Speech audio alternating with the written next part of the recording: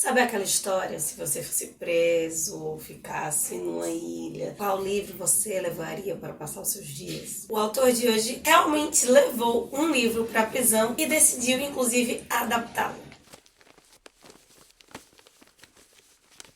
O que temos para hoje, Sanches e Dulcineias? Eu sou a Larissa Bertolino, você está no canal Uma Garota Quixotesca, onde nós tratamos de literatura, sempre partindo de ideias, pressupostos, temáticas que saem do nosso queridíssimo Dom Quixote de La Mancha. Nessas quartas-feiras finais do mês de maio, você se encontra no quadro Relendo, onde nós reapresentamos obras que já apareceram por aqui, textos, livros, poemas, apresentações, mas que, por alguma deficiência no audiovisual, ou até no meu comentário mesmo sobre a obra, elas recebem uma segunda chance. Hoje nós temos um dos maiores livros da literatura ocidental adaptado por um dos maiores nomes da literatura brasileira. Em 1968, Ferreira Goulart, um dos maiores nomes do nosso modernismo, foi preso devido ao AI-5, após ele criticar várias questões, em especial um dos temas centrais do Dom Quixote, nesse caso não ele, mas a falta dele, a liberdade. Quando ele foi encaminhado para a prisão, levou consigo um exemplar de bolso do Dom Quixote, que foi o seu companheiro durante aquela estadia. O que eu comentarei hoje aqui tem a ver com a minha experiência com essa belíssima adaptação, no caso as minhas re-experiências, e um comentário escrito pelo Ferreira Goulart para a Folha de São Paulo, em 6 de março de 2005, para ser mais exata, onde ele toca o Quixote de modo geral, mas também fala um pouquinho sobre a adaptação. Dentre os pontos positivos, o primeiro deles é que geralmente no mercado, quando nós encontramos adaptações do Dom Quixote, especialmente em língua portuguesa, a maioria delas são para crianças muito pequenas, ali na fase da alfabetização, no início da sua vida, sua autonomia literária. Não para crianças que já seriam ali o que nós consideramos juvenis, pré-adolescência. E o segundo ponto que é muito positivo na adaptação do Goulart é que geralmente os textos adaptados para o público infantil ou infanto-juvenil usam apenas o primeiro tomo, o primeiro volume do Quixote. E o Goulart vai usar os dois. Como um excelente modernista e algo que pode assustar quem lê esse livro e depois ir para o original desavisadamente, o Goulart simplesmente exclui todas as histórias paralelas que aparecem na obra cervantina. Ele foca não somente na história única do Quixote, do Sancho, mas tem um olhar muito cuidadoso e de destaque para os diálogos dos dois personagens.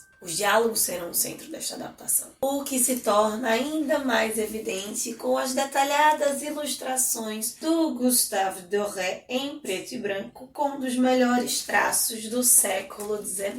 Por mais que toda adaptação seja um recorte, claro, a escolha do Ferreira Goulart nessas ilustrações sem cor, ou não só dele, mas da editora em si, a editora Rivan em si, ajuda a que nós, durante a leitura, olhemos os traços do Cervantes, como aquela brincadeira que o Borges faz no Pierre Menard. O texto daqui é uma adaptação, sim, do Ferreira Goulart. Existe Ferreira Goulart aqui, mas quem brilha é Cervantes. O autor brasileiro defende que os grandes livros do mundo, eles são escritos, sim, pelos seus autores, mas, paralelamente, pela vida. A vida como ela é e a vida do livro na sociedade. E isso se dá porque os personagens dos melhores livros do mundo são extremamente humanos. Para o Goulart, o Quixote seria o mais humano, o mais transcendental de todos. E como isso fica evidente aqui? Exatamente as partes cervantinas que o Goulart destaca mais. Os diálogos dos protagonistas. Porque serão neles que nós, leitores, tomaremos o lugar do Sancho e do Quixote. Lembrando, numa conversa que foi escrita há mais de 400 anos atrás. E que continua sendo, de acordo com o comentário do Goulart e com a minha perspectiva, não só desse livro, mas especialmente que essa adaptação traz para mim, o melhor livro escrito até hoje. Inclusive em forma, desculpa Joyce. Como as imagens são importantes para o Cervantes, o Goulart tem uma atenção especial também para com elas.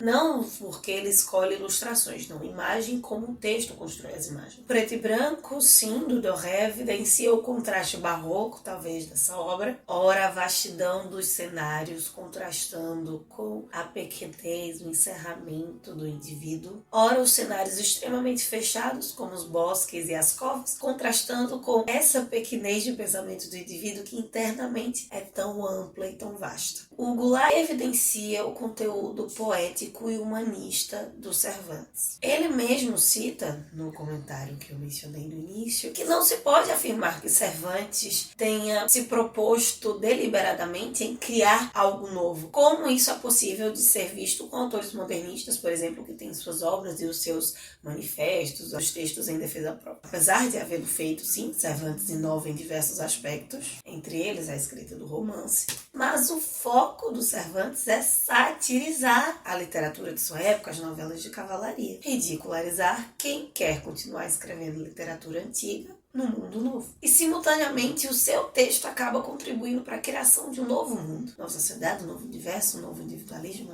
a era moderna, dentro e fora da literatura. Isso tudo porque ele, com leveza, quis tirar onda de uma galera. Como grande crítico que foi, Ferreira Goulart escreveu diversos textos diretamente sobre o Dom Quixote ou sobre outros assuntos em que o Quixote estava ali a reboque. Um dos meus favoritos é Dom Quixote e os Perigos da Leitura. Nele, Ferreira Goulart deixa claro, assim como o ensaio da Folha também que eu já mencionei, em um ponto que é evidente do início ao fim desta adaptação. Uma crítica a algo que muitas pessoas fazem, que eu, inclusive, como leitora, já fiz algumas vezes, que por isso coloca para mim o Goulart num dos críticos mais importantes do quixotismo, do Dom Quixote, do cervantismo na literatura mundial, não só brasileira. Ele critica a forma como muitos leitores críticos pintam o Dom Quixote como uma espécie de um defensor dos direitos humanos. Isto que nós e que o próprio Quixote do livro lê que seria um cavaleiro andante. Só que lembra, eles não existem mais. Para o Goulart,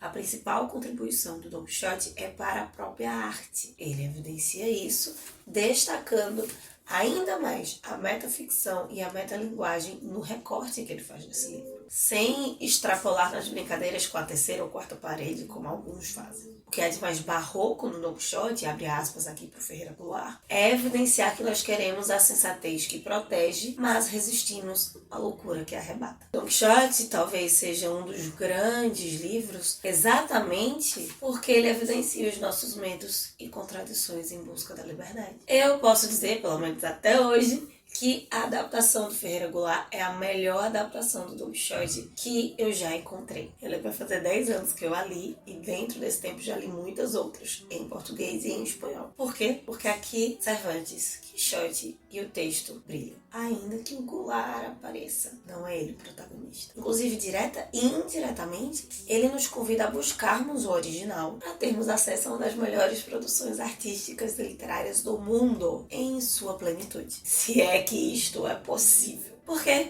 Como afirma o próprio Goulart, a arte é a única maneira de experimentarmos a loucura sem correr o risco de irmos parar no hospício. Então é isso, meus queridos cavaleiros andantes. Esse é o Relendo, é a representação da melhor adaptação até hoje para o público infanto-juvenil do Dom Quixote de La Mancha. Se você já leu essa adaptação, comenta aqui embaixo, mas me sugere aqui embaixo, me diz outras adaptações que você já tenha lido, que você já tenha encontrado da obra-prima do Cervantes. E continuando falando de Cervantes e Dom Quixote, nessa sexta-feira eu te levo para uma experiência externa, mais uma vez, para mostrar um lugar em especial que está comemorando o fato do Dom Quixote ser o rei do Recife. Sim, Recife, Pernambuco. Às 11 horas da sexta-feira eu te espero. Enquanto isso, eu vou dando os spoilers, a gente vai se comunicando lá no @garota quixotesca no Instagram, que possamos sair da biblioteca e ver muito além disso.